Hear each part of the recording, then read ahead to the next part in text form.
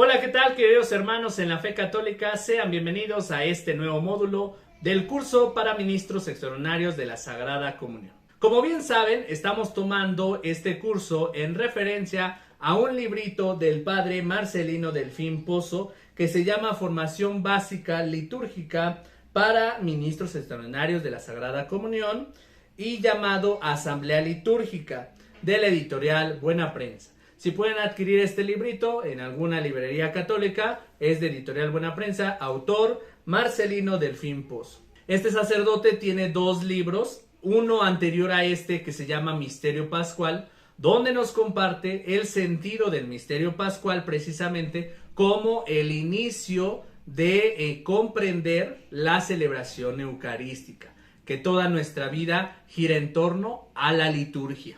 El día de hoy hablaremos de este primer tema del librito que se llama Asamblea Litúrgica.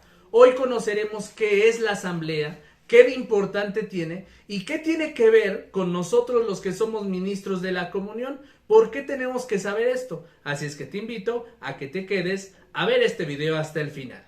Recuerden apoyar este video dándole un buen like, suscríbanse y en la parte de abajo déjenme también sus comentarios sobre dudas, preguntas que tengan sobre la liturgia y en referencia a estos temas de los ministros de la Sagrada Comunión. Pues vamos a dar inicio a lo que es el tema de la asamblea litúrgica. Vamos a ir comprendiendo qué es la asamblea. Dice, la asamblea litúrgica es un campo amplísimo de estudiar porque toca una diversidad de elementos como son cristológicos, eclesiológicos, ministeriales, pastorales y otros más. No ahondaremos en todos ellos, porque el objetivo de este tema es solo tener una noción del ser y quehacer de la asamblea litúrgica. Ahora, ¿qué es el término asamblea? La asamblea a la que hacemos referencia difiere mucho de otros tipos de asambleas, como son la ejidal, donde se llega a acuerdos para tomar una decisión sobre asuntos propios del ejidor. Tampoco es una reunión de personas que se han congregado por un interés común o por necesidades en las cuales se sienten identificados, es decir, con las mismas necesidades de tipo social, económico o material. Ningún tipo de reunión política, social o económica puede aplicarse cuando nos referimos a la asamblea litúrgica. En pocas palabras, la asamblea litúrgica no es cualquier junta, cualquier reunión, cualquier convocación que se hace como en nuestra sociedad.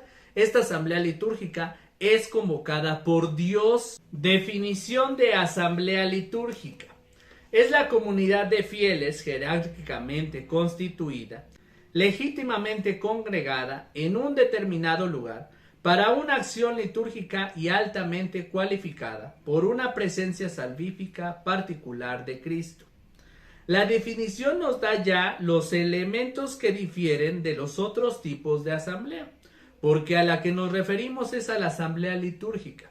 Fijémonos en las características que expresa dicha definición. Aquí muy importante que les quede claro las siguientes características que vamos a mencionar. Primero, es una asamblea, es decir, comunidad de fieles y no una asamblea de ejidarios u otro tipo de asamblea. Una característica específica es en cuanto que se refiere a fieles que está constituida de una manera ordenada, donde cada uno ocupa un servicio, un ministerio, un quehacer concreto y específico. Es decir, en nuestra Iglesia Católica ya la asamblea litúrgica tiene una forma de ser, una estructura jerárquica. Desde el Papa, que es el sucesor de San Pedro, los cardenales, obispos, que en conjunto del Papa trabajan en las labores de nuestra Iglesia, y así los sacerdotes son ayudantes de los obispos. El grado de obispo es el grado máximo y el grado profundo de ejercer el ministerio de Jesucristo aquí en la tierra como sus sacerdotes. Es decir, los obispos son quienes están al servicio pleno de la liturgia. De ahí vienen los sacerdotes como ayudantes de los obispos, extendiendo esta labor litúrgica. De ahí tenemos a los diáconos. Estos diáconos que fungen con este servicio en conjunto de los sacerdotes. Y así podremos hablar que junto con los diáconos viene el servicio de los ministerios laicales, como el ministerio del acolitado, el ministerio del lectorado, el ministerio de los ministros extraordinarios de la Sagrada Comunión, catequesis, liturgia, coro, entre otros servicios que existen en nuestra iglesia. Entonces todos conjuntamente colaboramos con el Papa y con los obispos que están en el grado máximo de este servicio pleno a Dios. Y así es como nuestra iglesia tiene una estructura jerárquica, donde no nosotros por nuestra cuenta vamos a hacer esta asamblea. Esta asamblea siempre es convocada por Dios de parte del Santo Padre, que en este caso es el sucesor de San Pedro. Dice, legítimamente congregada, es decir, es convocada por quien tiene autoridad para hacerlo, no por cualquiera ni por cualquier motivo, y se convoca en un lugar específico en la que se pueda desempeñar o realizar aquello para lo cual fue convocada. Aquí viene un tema muy importante en el cual debemos debatir un poco, porque veo a muchos ministros, como ya se los había indicado en videos anteriores, que se creen ya sacerdotes, ministras de la comunión, que se creen ya religiosas.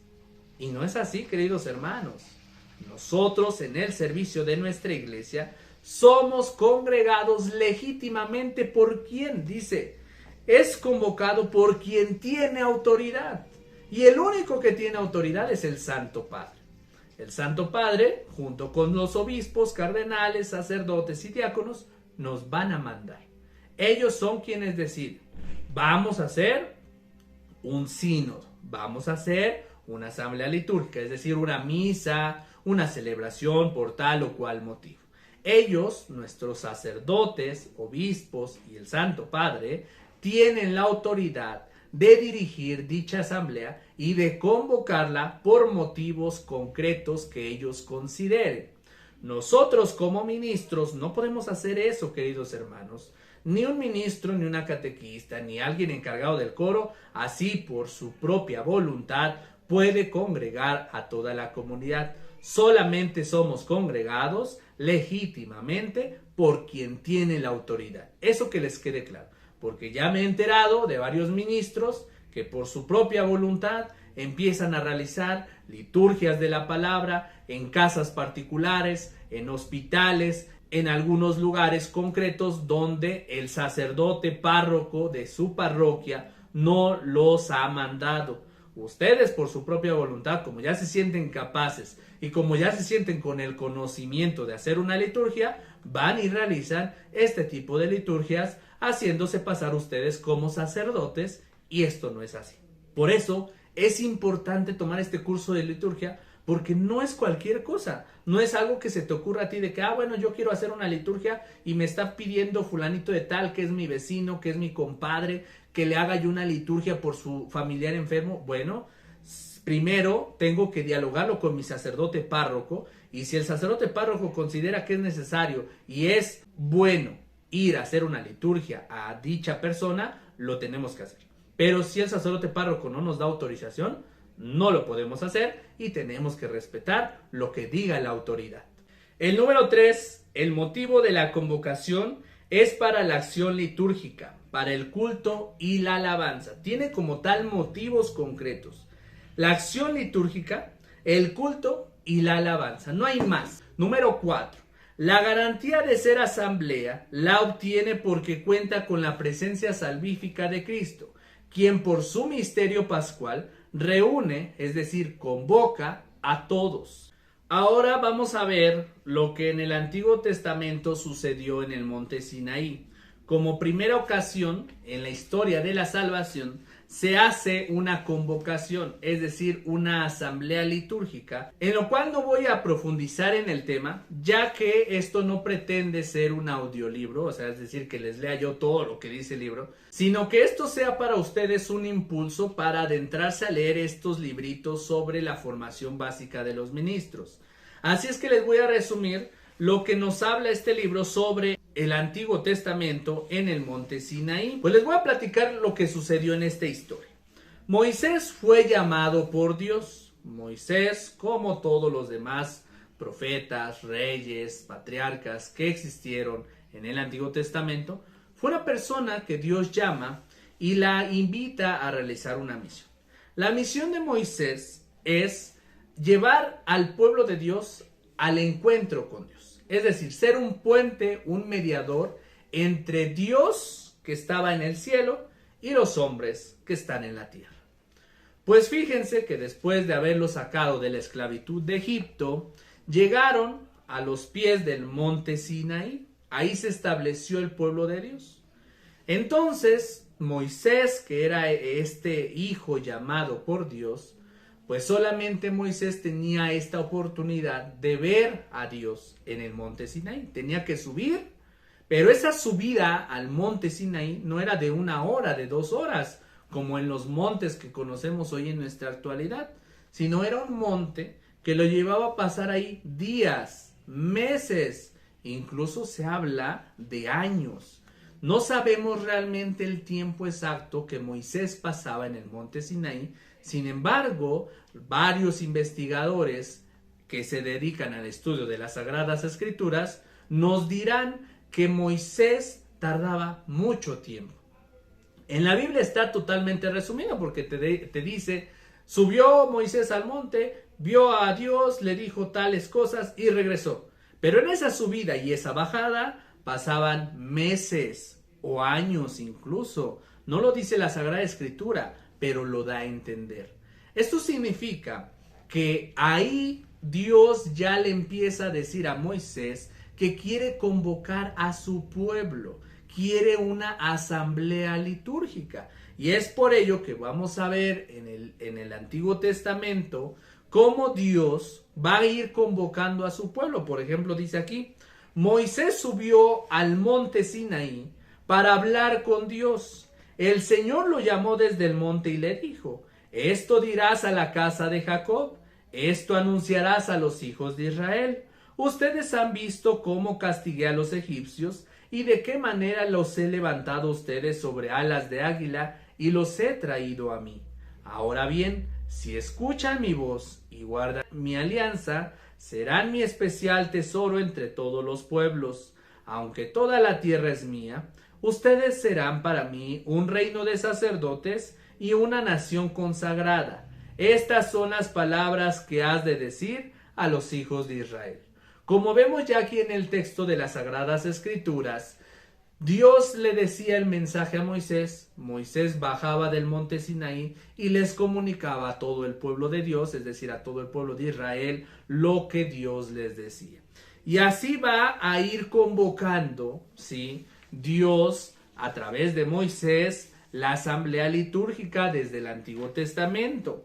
El Señor es quien toma la iniciativa de convocar a su pueblo para hacerlo parte de su propiedad. ¿Por qué? Dice, Moisés subió al monte Sinaí para hablar con Dios.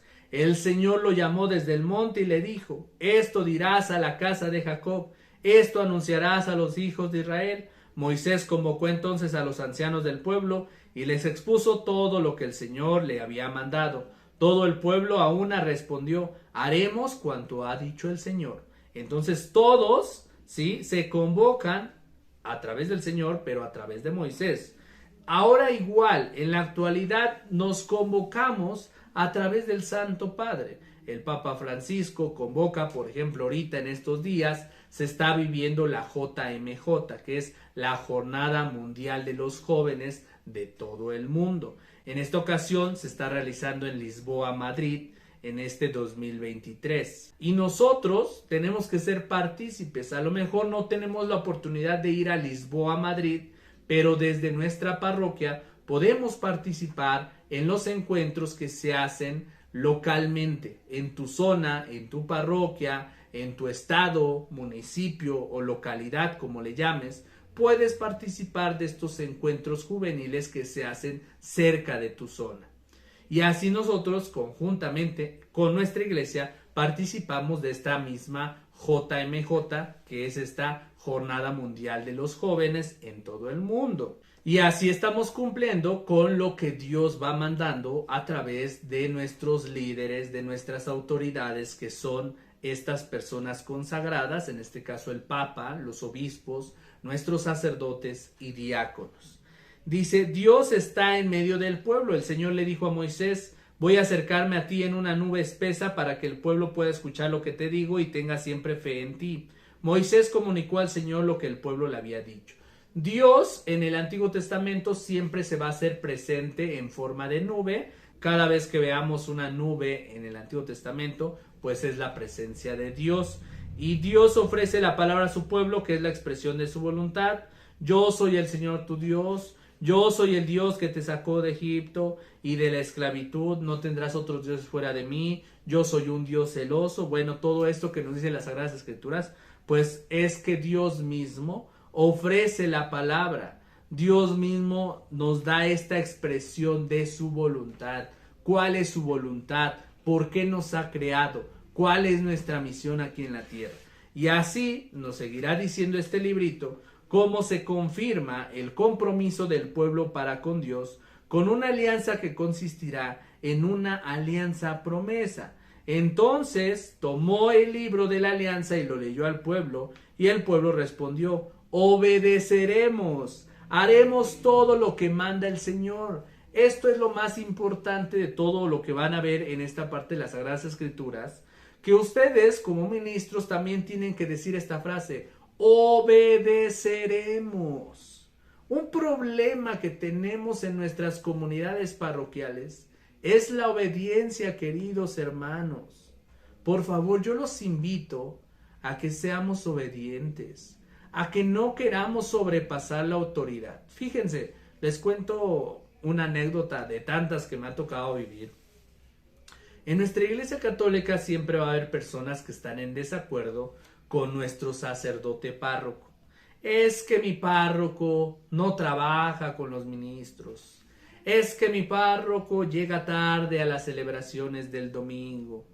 Es que mi párroco no nos confiesa. Es que mi párroco no nos da cursos para ministros. Y siempre hablamos del párroco.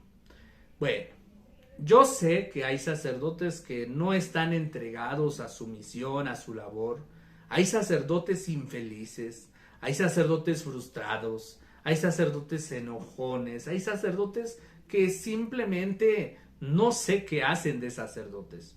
Pero la realidad es que Dios nos ha dado a sacerdotes párrocos, y unos buenos, otros no tan buenos.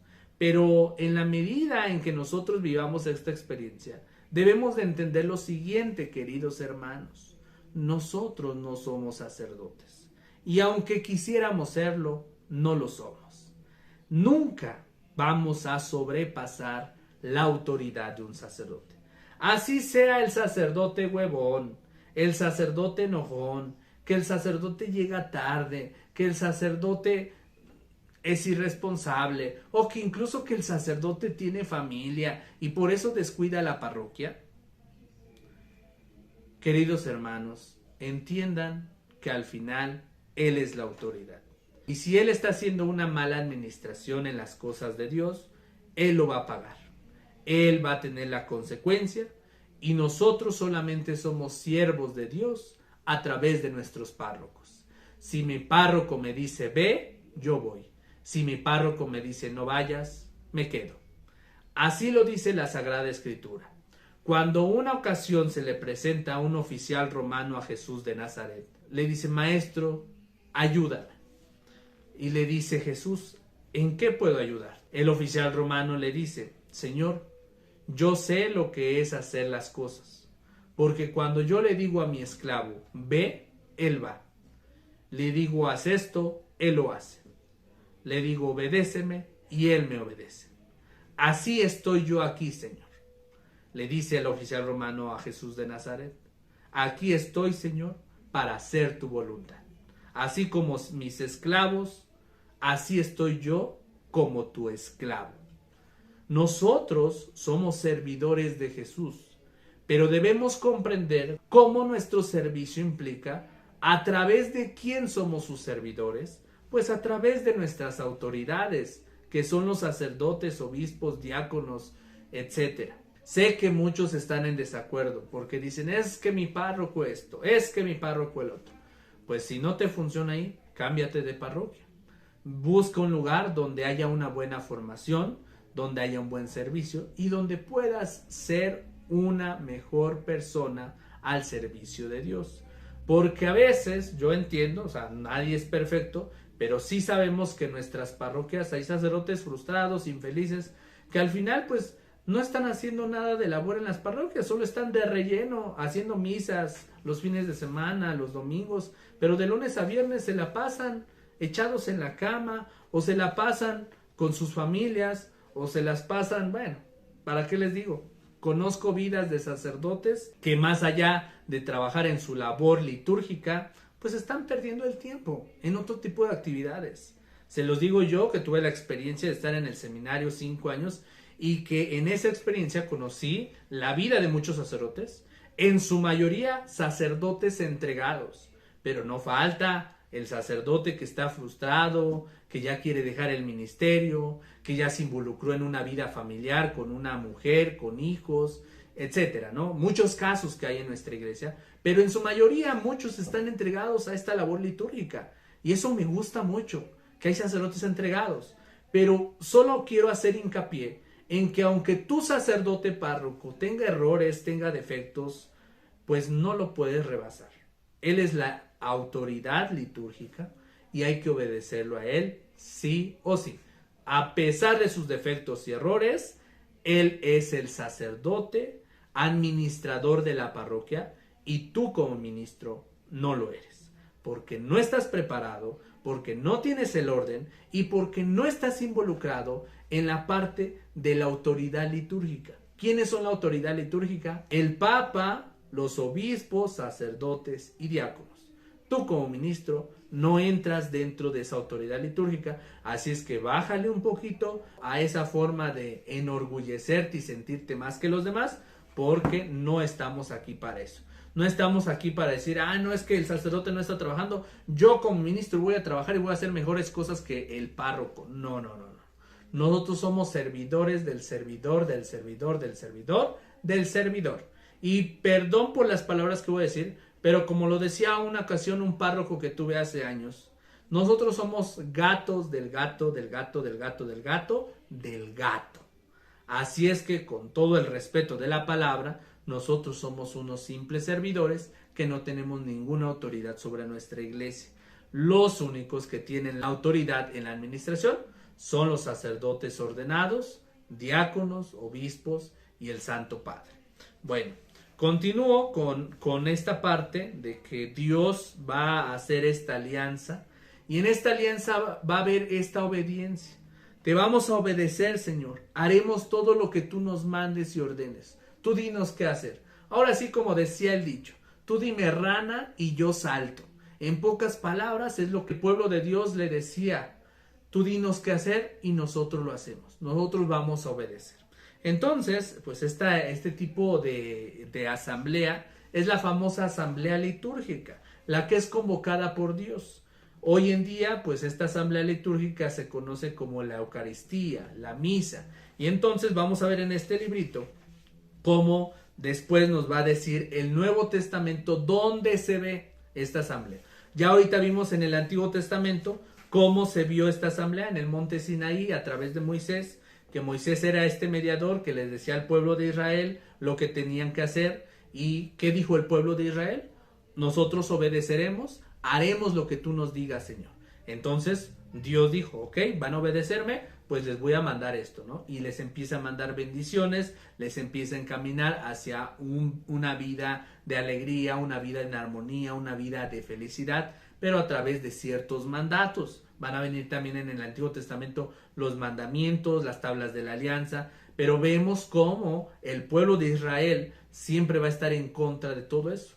Dios le dice, pórtate bien, y el pueblo de Israel pues, se porta mal. Le dice Dios en la alianza, yo soy tu Dios, fuera de mí no hay otros dioses, fuera de mí no va a haber nadie más. Yo soy un solo Dios y a mí solamente tienes que adorar. ¿Qué pasa? Una ocasión sube Moisés al monte Sinaí y se tarda años. No bajaba Moisés. Entonces todo el pueblo de Israel que estaba a los pies del monte Sinaí, pues dice, ya no va a bajar Moisés, ¿qué vamos a hacer? Ya no hay un Dios al que adorar, al del Dios de Moisés, el Dios del que nos hablaba. entonces traigan todas las partes de oro que ustedes tengan y vamos a fundir un becerro de oro. Y ahí empieza la primera adoración que hacen todo este pueblo de Israel, empieza a caer en pecado. Entonces, en ese tiempo cuando Moisés sube es porque Dios le estaba entregando las tablas de la alianza. Cuando Moisés baja, pues ya baja con las tablas rotas. ¿Por qué? Porque el pueblo de Israel ya había roto esa alianza desde que Moisés estaba hablando con Dios. Todavía ni bajaba Moisés y ellos ya estaban adorando al becerro de oro. Baja Moisés con las tablas de la alianza, pero ya estaban rotas porque el pueblo ya había rompido esa amistad con Dios. Le dijo Dios, no vas a adorar a otros dioses fuera de mí, y empieza a adorar al becerro de oro. Bueno, todo eso tiene que ver con hoy en la actualidad. ¿Cómo seguimos siendo necios? Dios ya entrega a su Hijo Jesús por la salvación de toda la humanidad. Y vean ahora, hoy en la actualidad, cómo está la humanidad. ¿A poco hemos entendido el mensaje? No. Estamos viviendo situaciones de falsa identidad. Estamos viviendo situaciones que por el dinero llegamos a vivir situaciones como todo el tráfico y narcotráfico y todo lo que tenga que ver con esta parte de la delincuencia y que se vive en nuestra sociedad. Tantas guerras, tanta agresividad, tantos homicidios, tantas muertes de personas inocentes o incluso aunque sean culpables, estamos llegando al grado de la muerte. Pues todo esto, queridos hermanos, es resultado de lo que ya vemos en las Sagradas Escrituras, una alianza que es convocada asamblea litúrgica, pero muchos no vamos a estar en esa asamblea, porque no queremos obedecer, no queremos comprometernos a esa alianza. Pues es importante que me acompañen al siguiente módulo, donde veremos cómo se hace y cómo se vive esta asamblea litúrgica en el Nuevo Testamento con Jesús de Nazaret. Ahorita vimos lo que fue la asamblea litúrgica en el Antiguo Testamento y qué es esta asamblea litúrgica. ¿Sale? Pues espero que haya quedado claro hasta aquí esta primer parte sobre la asamblea litúrgica y nos vemos en un próximo episodio. Espero me puedan acompañar. Recuerden suscribirse al canal, denle un buen like al video, déjenme sus comentarios sobre algunas cuestiones que les llegan a ser los fieles católicos a ustedes ministros, para que así podamos ir resolviendo en los siguientes episodios todas sus dudas y preguntas. Pues cuídense, que tengan una excelente noche. Esperemos próximamente poder realizar una transmisión en vivo para todas sus preguntas y dudas sobre los ministros de la comunión, porque veo que ya son muchos los ministros que nos están siguiendo en este canal y me gusta esta labor de compartirles esta experiencia de Dios a ustedes, sobre todo ustedes que tienen el acercamiento con la Eucaristía, que es lo más sagrado de nuestra Iglesia Católica. Pues cuídense y nos vemos en un próximo episodio. Que Dios les bendiga.